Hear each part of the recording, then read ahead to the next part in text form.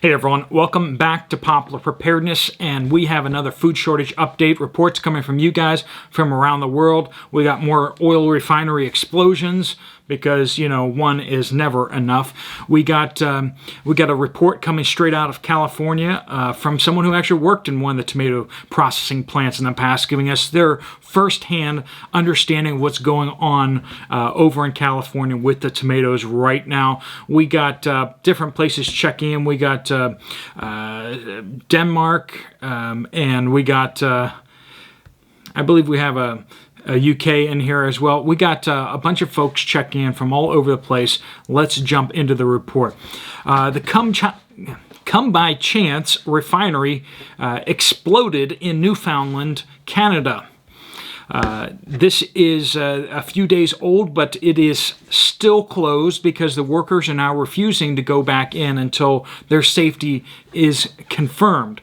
Now, this is, of course, after the Whiting BP explosion in fire down in Indiana, which shut down a refinery that supplies fuels to much of the Midwest of the United States.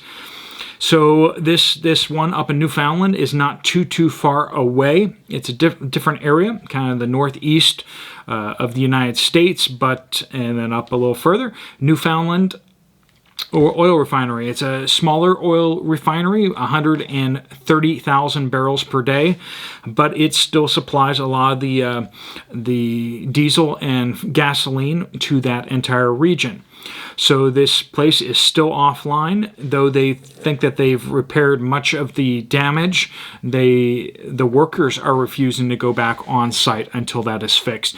Also, another explosion at a major Iranian oil refinery.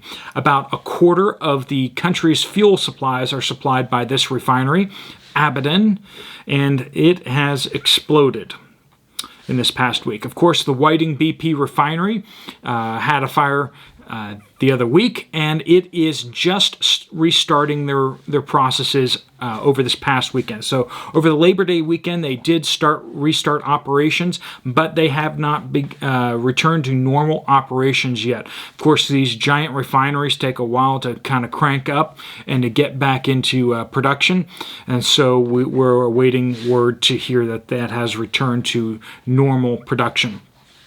Also, there's a huge lumber mill fire out in California, about 240 miles north of San Francisco.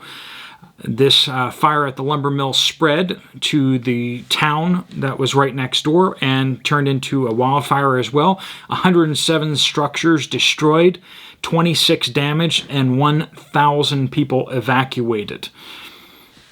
Another natural fire, just like all the others that happen so very frequently now.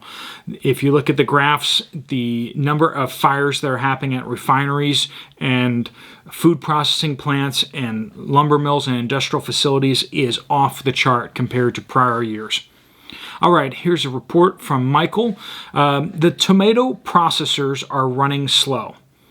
This is a holiday, so speaking of Labor Day, is a holiday, and a lot of the truck drivers take it off. They just don't have the tomatoes. They won't grow in this heat. I am a boiler operator. I have worked for several plants here. I retired because the gas to get to work is just too much. I have been keeping track of the harvest. These plants are not going to make their pack this year. That is firsthand coming from California with the tomato plants. He knows people there and has worked there. So might want to heed his words that the tomato plants don't grow in this heat, and that they are behind where they should be, and that they will not make their quotas this year. Roseanne says, Steve, I live in the Central Valley, where California, of course, Central Valley, where those turkeys were culled in Tuolumne. That's her help for my pronunciation, so hopefully I got it right from that. Tuolumne. We heard nothing about this. Not a word. There is no way this is not a plan to increase the price of food. I get daily updates from the ag industry, nothing. We have given our own birds supplements and nutrition support to try to keep them comfortable as possible. So they're not announcing the culling of all these birds because of bird flu.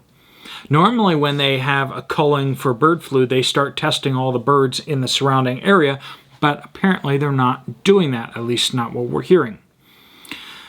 Think Beyond the Book says, UK Gov just sent out a tender for £250 million of cold climate, ready-to-eat emergency food. UK government putting out a call for £250 million of cold climate food. Interesting. Bridget in Galesville, Wisconsin, crews from more than a dozen departments battled a fire at a turkey farm near Galesville Tuesday morning. Now, this is after I reported the 500,000 turkeys being killed and culled in order to prevent them from getting bird flu. So at this fire in Galesville, that wasn't involved in that number, he said about 19,600 turkeys were in the barn at the time of the fire. The cause of the fire is under investigation. All right, that was from a news source I was tipped off by Bridget on that. Mike says, I wanted to update you about what I am seeing here in the Boston area. My local Dollar Tree stores are very low on products the last 2 weeks, especially toothpaste, pasta, and canned goods. Nanton says, I was at one of the three Walmarts in Panama City, Florida, a super Walmart. Half a row of shelves completely taken out. A few pallets of water moved into its place. Several others have been consolidated. Canned and packaged fruit space is shrunk by 20%. Flour shelf space cut from 5 shelf widths to 4 shelves and 4 shelves high to 2 shelf widths. 5 shelf widths down to 2 shelf widths. Say that fast. 4 high. 60% reduction. Rice from 3 shelf widths down to 2. Only 3 large bags were on the shelf. Differing canned tomato products, not sauces. Shrunk from 5 widths down to 2. Fruit juice moved to a different row and shrunk by 20 to 25% in many areas. Great value brands were absent or barely present on the shelf space. Carolyn says Dollar Tree in London, Ohio had Ziploc back in stock, but the toothpaste is really low. Only really had whitening toothpaste. All the beauty products are on the low side.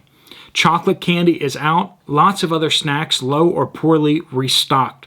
Bottled water almost gone. Pop was low. No restocking boxes in the aisles. They had plenty of Halloween decorations, though. Bleach, feminine products, medicines, vitamins, adult wipes, either low or gone. Cleaning products were in decent half-stocked shape, as seemed like most of the store. Kroger in London, Ohio. Everything is moved around and condensed yet again. Out of 18 count